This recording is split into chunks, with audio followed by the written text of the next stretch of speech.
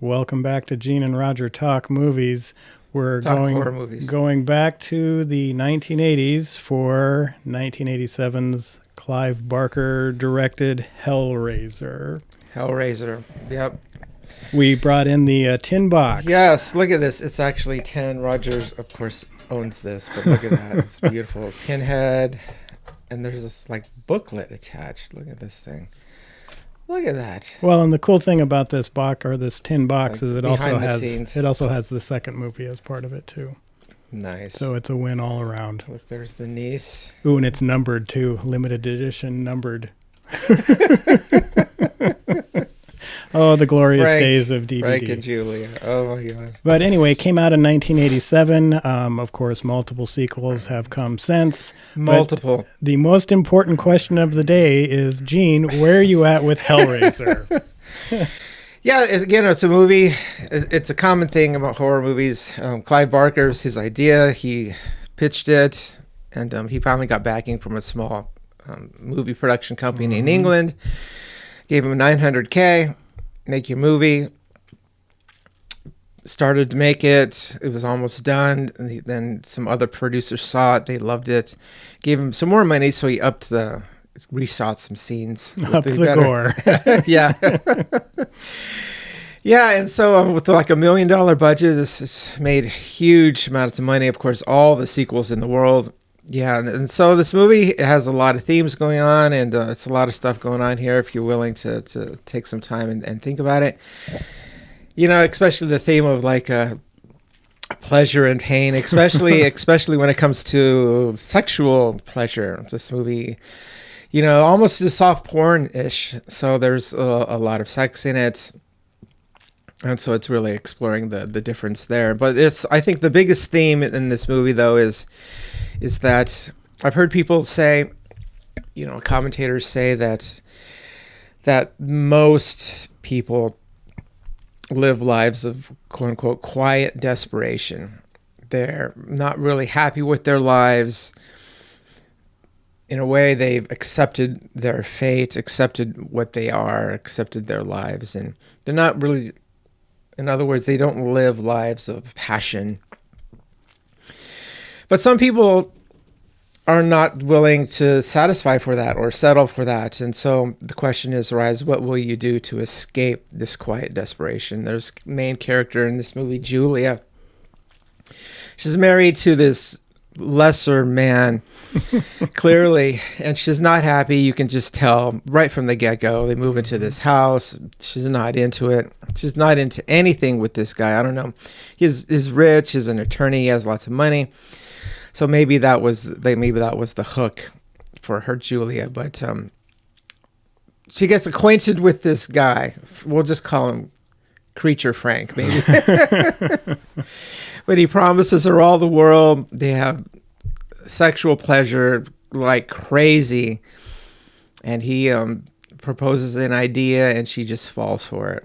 Yeah, she kills lots of people. She reincarnates Frank. Yeah, and then she end up herself. Again, we're giving away everything. But she just doesn't see it, that, you know, you don't make deals with people like this. And she herself ends up being killed and helping with his reincarnation, because ultimately the creature doesn't care about her at all. And so, but this movie it's a lot of good horror elements. You can just tell it's like borrowing from a lot of movies that we've seen, but movies either before or after it. You know, I kept thinking about The Mummy watching this movie. Really? Yeah, Okay. yeah. How the mummy needed a continual flow of victims to help him reincarnate. Okay. Yeah. And there's the Pinhead and Hellraiser, you know, how they're kind of like overlords, kind of seeing everything. And yeah, this has got a lot of stuff going on, especially I really, again, like the theme of like the quiet desperation. What are you going to do to escape that? And then Julia just, but it also made me think, backtrack a little bit. Julia mainly uses a hammer and she seduces guys because she can do that, brings them to the house, and then she kills them with a hammer. But it reminded me of the movie Where Evil Lurks, you know, Argentinian horror movie, which is one of the better horror movies of all time. There's famous hammer scenes. Yes. So, But yeah, this movie's great, great classic horror. Yeah, if you call yourself a horror fan, you've got to watch this movie. I mean, is it perfect? I mean, it's shot for less than $1 million. So, but again, like I said, it's got great themes. You know, it makes you think about maybe your life. You know, are you leading a life of quiet desperation? Well, don't go to this extent Right. to get out, please. But you know, maybe we could all be doing more. Well, and well, first of all, I like the fact that the only known actor in this movie is Andrew Robinson, who Larry old guys like us will remember as Scorpio from Dirty Harry. from Dirty Harry. When I first turned this movie on, I had to stop it. It's like, where have I seen that guy? And it's like, Dirty Harry. Yeah, the first Dirty Harry, Right. where he's the criminal and the Absolute sleazy insane, little, right. and he just falls. Perfect casting for that Dirty Harry Yeah. character, and actually is perfect casting for this role. Right, too. and then now seeing him as like a normal person as opposed You're to just like, no, it's no. like, does this work? But I also like, and Gene, you've alluded to this a couple times, with this deviant sexuality going on, because Right. the Julia character had met Larry. Was it Larry or was it Frank? Who was the Larry. evil one? No, the evil one's Frank. Frank, right. And so they had this sadomasochistic kind of sexual relationship going on, Sure. which is backing up that quiet desperation. I'm looking for this pleasure or this release. I'm trying to fill a void that's not in my life right now, and they're going down this dark pathway to do it. And I love how that juxtaposes with the Pinhead character and his group, where they're all about pleasure through the experience of pain. And Yes, so which reminds me of the audition. yes, yes. And I also, of course, Pinhead is an iconic horror character now. But We all know about Pinhead. what people forget is he's only in this movie for about 4 minutes. And it's just amazing how everybody just kind of caught on to that character and the visual look of the character, the imposing presence of Doug Bradley, who plays the Pinhead character, and just some of the great dialogue, such as "I'm going to tear your soul apart" and things like that. So you can turn just a 4-minute character into this horror icon, and of course he's then been in all of the sequels and all of that stuff, and Right. gotten more screen time as it goes. But I also like the chaotic nature of this film. Clive Barker, while you can tell that he's a first-time director here, Yeah, you can tell. but he goes down a whole bunch of different weird areas, and so the movie is never boring. It immediately starts with Pinhead showing up with the little puzzle box you have to solve, and then Pinhead kind of disappears for almost the rest of the movie, but there's sequences where suddenly this weird opening occurs and you walk into it, and now you're kind of in this weird corridors of hell thing and stuff. Yeah. And so it's really, an hour and a half long, but it moves really quickly and doesn't mess around. It's just like, here's what's happening and we're just going, and there's no wasted scenes really at all in this. Everything is playing towards this chaotic ending, which I really like. Yeah, the movie. Yeah, you can tell his rookie-ness, parts of the movie, like, they just seem ridiculous. Like, there are some movers helping, Larry to move into this house, and they're having a really difficult time move the bed mattress. Yeah, the mattress. It's like, are you kidding me? I've moved 1,000 times. A mattress is always easy. But the three guys are having a really difficult time. And actually, it's so hard. They have to take a break, and then the movers say, I need a beer. Mm-hmm, It's like, what is this scene? And so, but yeah, the movie, I like, again, its exploration of themes that I went into earlier. And so, yeah, and it's just like the Julia character, for some reason, she has found herself in a place where she really doesn't want to be. She's just going through the motions, and the Frank character is extremely persuasive in her life, and she just falls for it.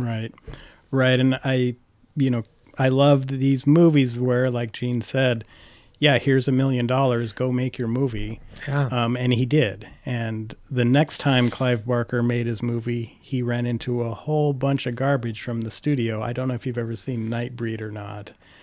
Maybe we could do that. Nightbreed is a really great movie if you can actually see the complete version of the movie. But this, and so it's interesting to see kind of what his vision is like when he's kind of unfettered from studio interference.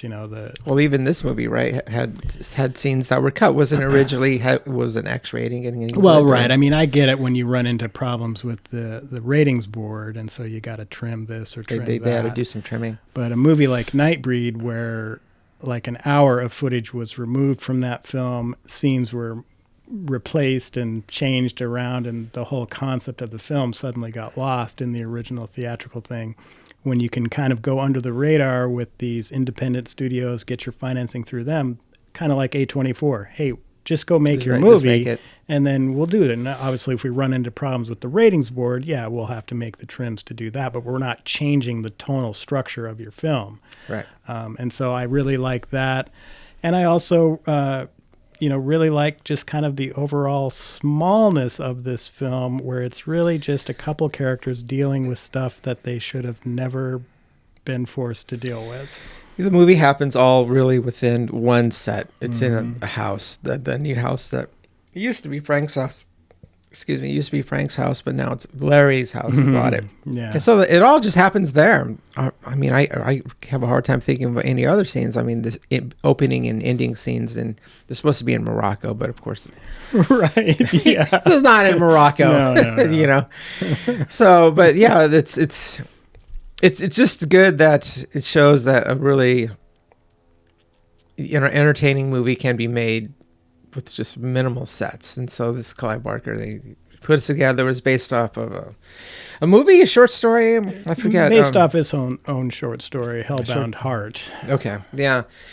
But yeah, it's done well. It's put together. And again, you can see the flaws, but you just push through those and just kind of see the overall themes. And I will say that even though some scenes had to be taken out, it is, I wouldn't say quite gory. Definitely seen more gore, but I'd say there's enough gore to keep the creepiness factor quite alive. Right. It's more of a slimy gore, a goopy kind of gore, right? Like when the corpse is starting to reanimate and stuff like that. Yeah, you see bodies lying on the ground. Like, yeah. Yeah, that's good stuff. And then at the end, so there's the big... And I like it because this movie just follows the typical cinematic structure. Tension builds, a big climax, that's falling out. It's just great. It's just the way movies should be. Right, and this speed with which Clive Barker gets to it is also very, very welcome, right? Because we've watched movies where there's slow burns. This is the exact opposite of that. We're getting into it right now, and we're going for it, stuff like that. So, decent action there, and again, the Pinhead character becomes iconic.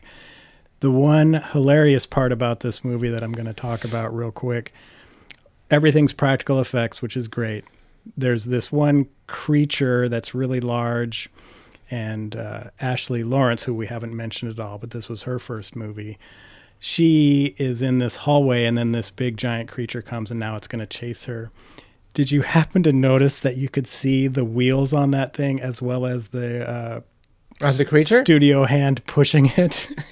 I missed that. Well, of course you're going to miss it. Yeah, it's right, because I'm sure when they saw it in the dailies, they were like, well, everyone's going to really just be focused on this gross creature, and they're not going to look off to the side and see the wheels and then also see the guy pushing him on this car. So hardly anyone in Star Wars noticed the trooper hitting his head as he entered the room. So but he was there, and it's still there. But the perils of low-budget filmmaking where, that thing happened. Hey, we're just going to have to... We're just leaving it. Yeah, we're leaving it because we can't film it again or anything like that. But it is an interesting little sequence there when they're... I did notice that corridor scene. She goes through it and meets this creature. And then the creature starts chasing her.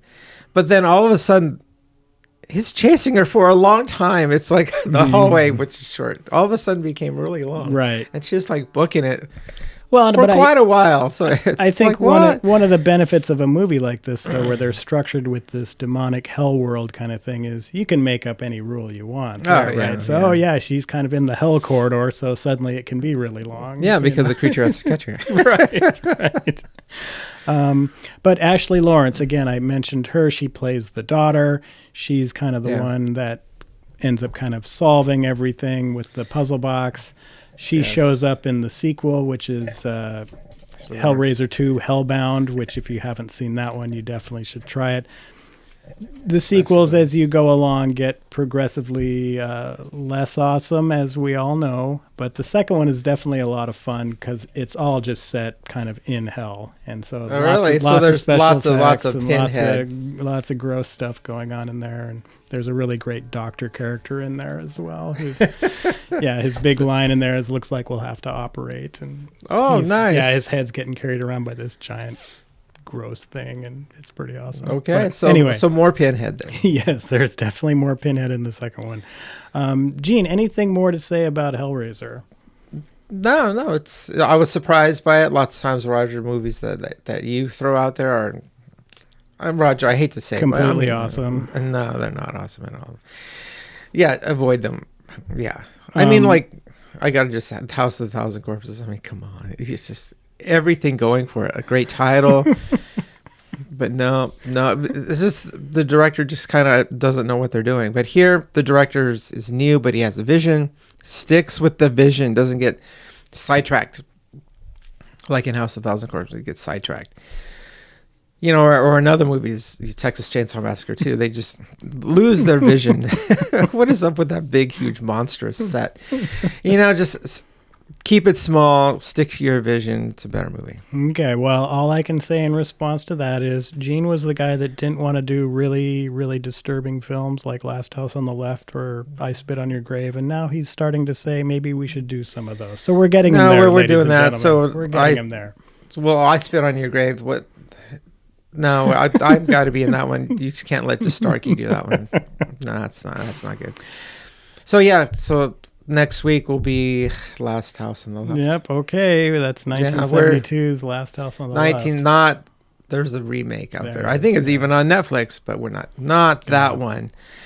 So yeah, we're gonna get dark for a little bit. Yeah, definitely. If you haven't seen Hellraiser, by all means, what's wrong with you? Go see it. Of course, there's a brand new one, or relatively new, that's on, I think, Netflix, which is also called Hellraiser for some reason. No, that's not the one we're talking about. We're talking the 1987 one. So and probably the catering budget on that one was probably $1 million. Right. Well, I didn't hate the brand new one, but it's not awesome like this one is. Okay. So anyway, we will be back next week with Last House on the Left, and we're gonna see where Gene's at with that one for sure. Yeah, we're getting dark. You've not seen that before. No, I've never seen it. Okay, so we'll see. I think I saw a movie that's maybe even has the same name, but I wasn't really impressed. There's Last House on Dead End Street, and there's no way you saw that movie. There is some movie with Jennifer Lawrence in it that I think is Last House. Yeah. That's not the one we're talking about. No, that's not the one. It's definitely not the one. Anyway, we will catch you next week. Thanks for tuning in. Bye-bye. Bye.